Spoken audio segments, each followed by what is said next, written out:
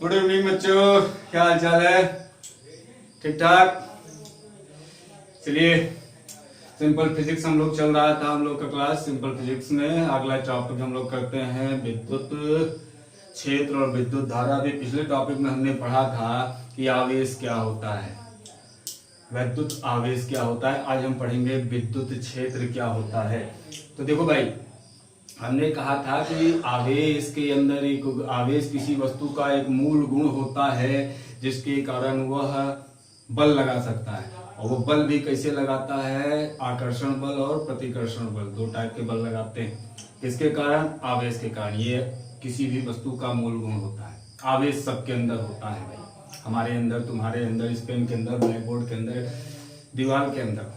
बशर्ते हमने ये भी बताया था कि सामान्य अवस्था में सभी वस्तुएं उदासीन होती हैं, लेकिन जैसे ही उस पर कोई बाहरी बल लगता है या कुछ कार्य किया जाता है तो वस्तु आवेशित हो जाती है। कब आवेशित होती है? जब इलेक्ट्रॉन इधर से उधर जाते हैं। ये सब हमने काफी डिटेल में पढ़ा था।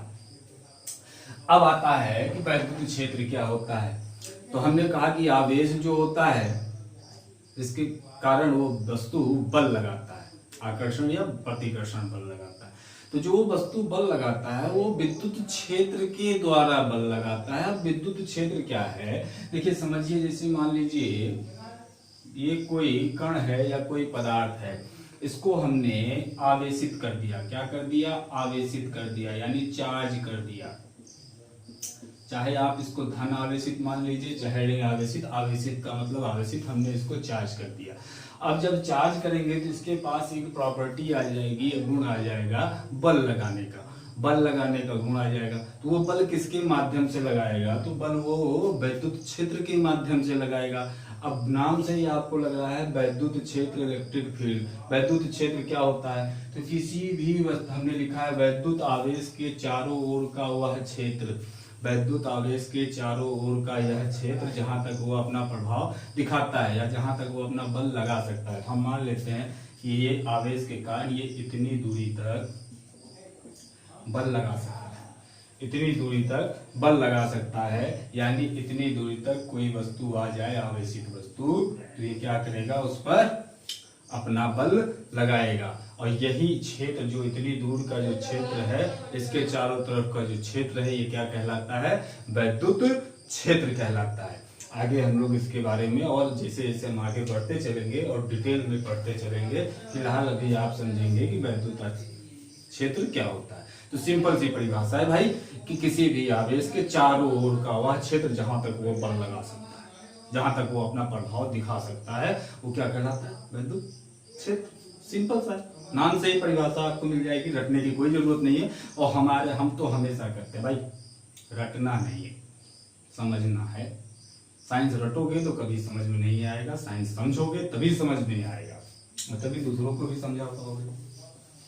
फिलहाल तभी तो सबसे बड़ी दिक्कत है खुद समझ, तो खुद समझ ले। चलिए, हमने समझ लिया वैद्युत क्षेत्र। अब आते हैं, बात करते हैं विद्युत धारा। हमने बताया था कि विद्युत भी दो प्रकार का होता है, एक स्थिर विद्युत होता है, एक विद्युत धारा होता है। जब आवेश स्थिर रहता है तो उसे स्थिर विद्युत कहते हैं, जब आवेश बहने लगता है तो उसे क्या कहते हैं? विद्युत धारा।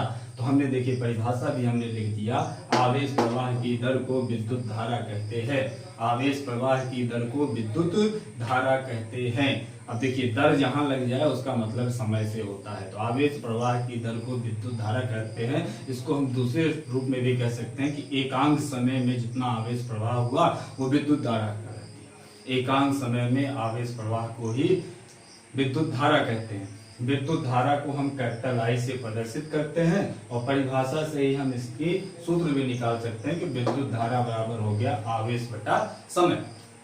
या इसको हम लिख सकते हैं आई बराबर, आवेश को हम क्यू से प्रदर्शित करते हैं भाई, आवेश को हम क्यू से प्रदर्शित करते हैं, कैपिटल क्यू, ये हो गया आवेश। और समय को हम टी से प्रदर्शित करते हैं, तो आई बराबर क्यू अपॉन टी। अगर हम विद्युत धारा की मात्रा की बात करें तो कूलाम जो होता है, आवेश जो होता है, हमने बताया था आवेश का मात्रक क्या होता है? कूलाम।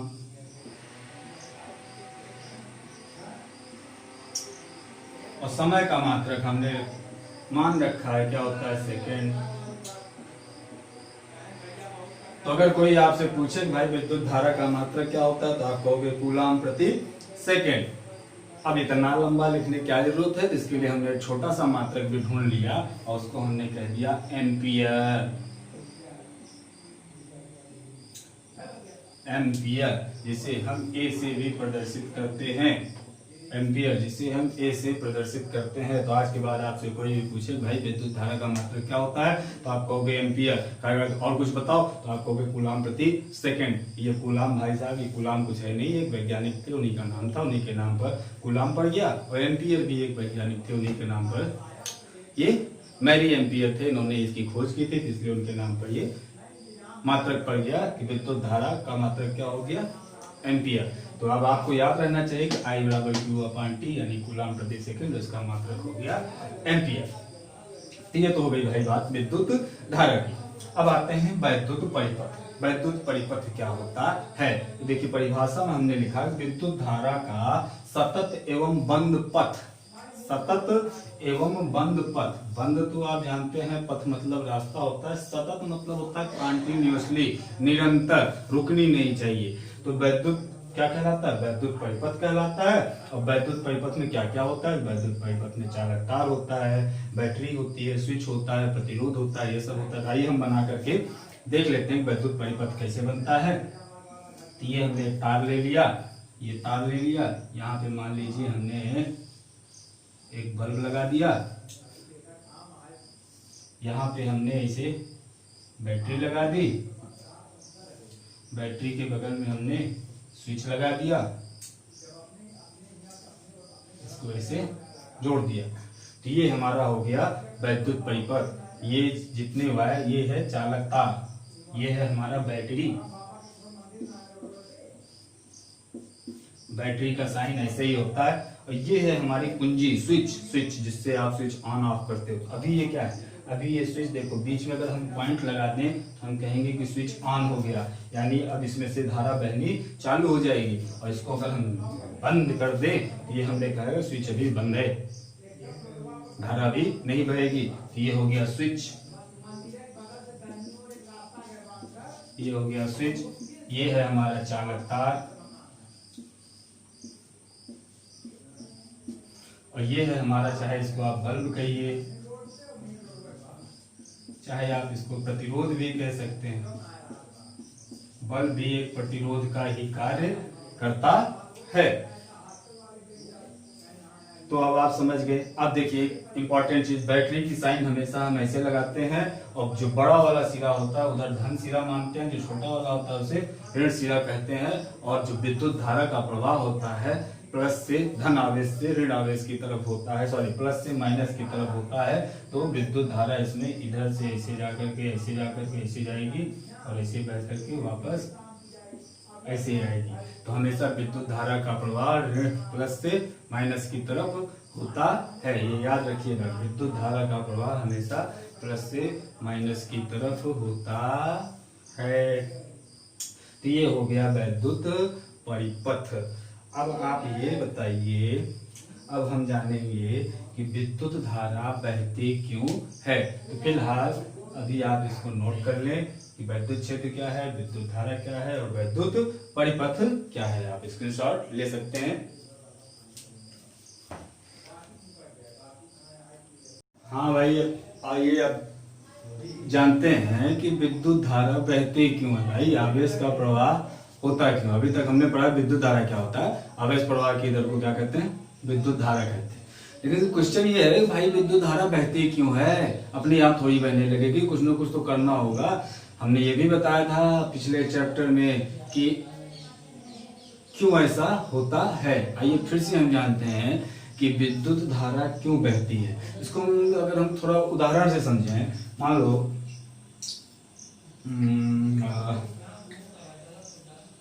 मान लीजिए एक ये बाल्टी है, ठीक है, इसमें यहां पर पानी भरा है,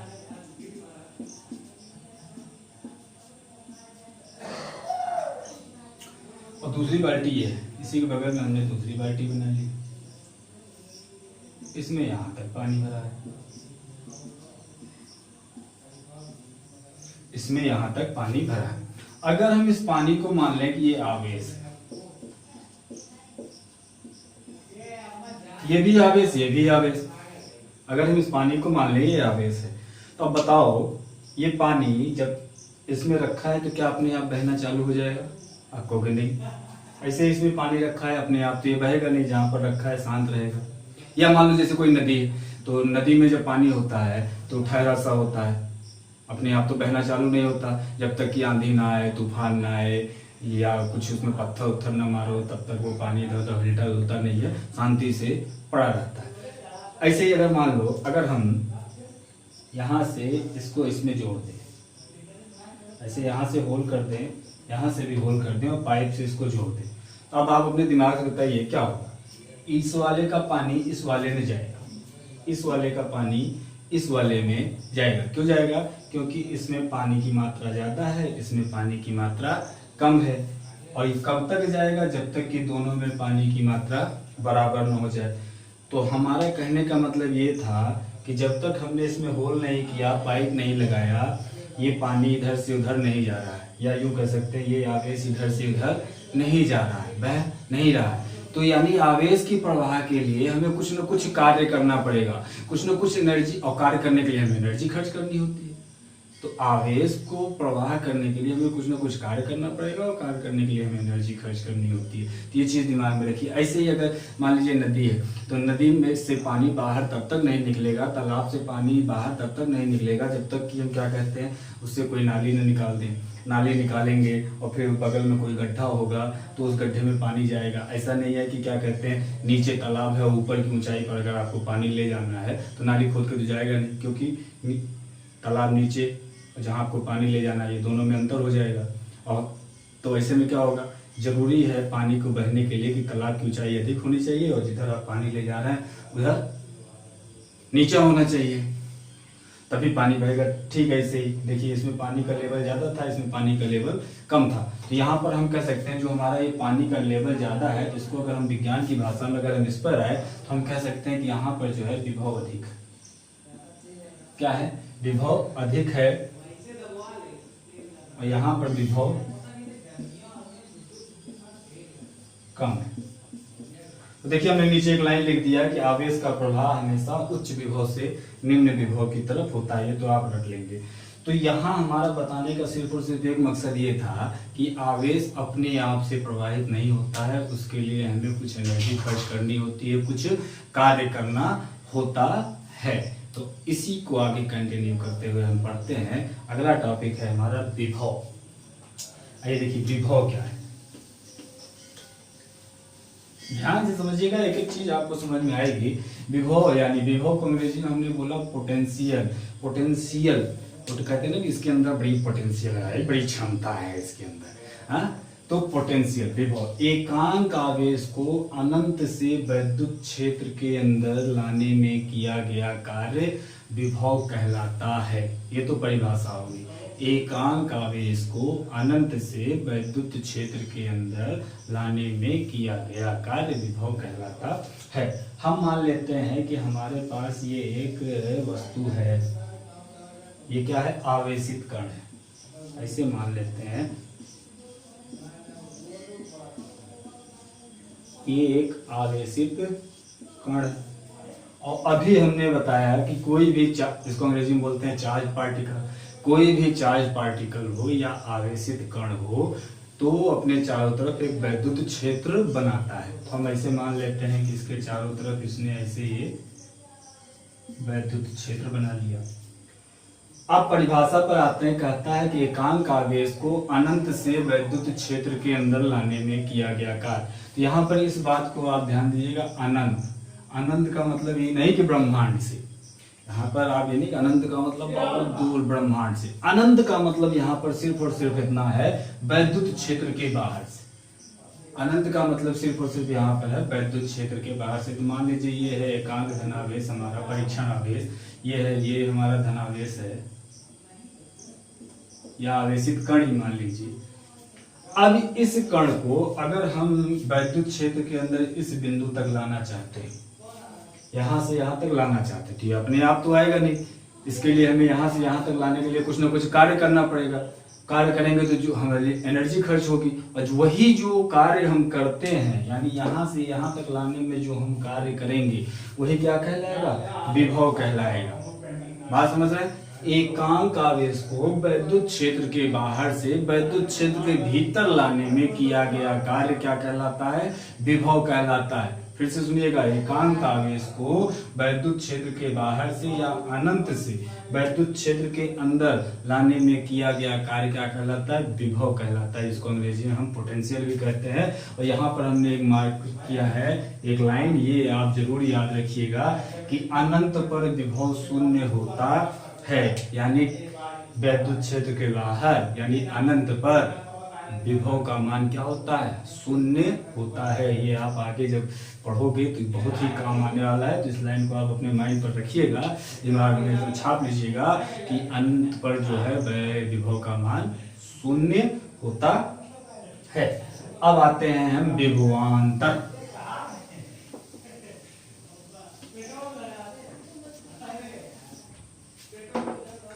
विभवांतर पोटेंशियल डिफरेंस। विभवांतर मतलब विभव में अंतर, विभवांतर मतलब विभव में अंतर। अब आइए देखिए, वैद्युत क्षेत्र में, अभी तक हमने क्या कहा था, वैद्युत क्षेत्र के बाहर। अब कह रहे वैद्युत क्षेत्र में एक स्थान से दूसरे स्थान तक आवेश को ले जाने में किया गया कार्य विभवांतर कहलाता है।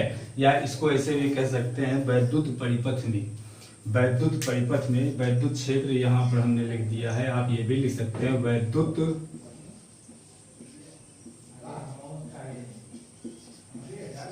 परिपथ में एकांक आवेश को एक बिंदु से दूसरे बिंदु तक ले जाने में किया गया कार्य। मान लेते हैं हमारा ये एक वैद्युत परिपथ है,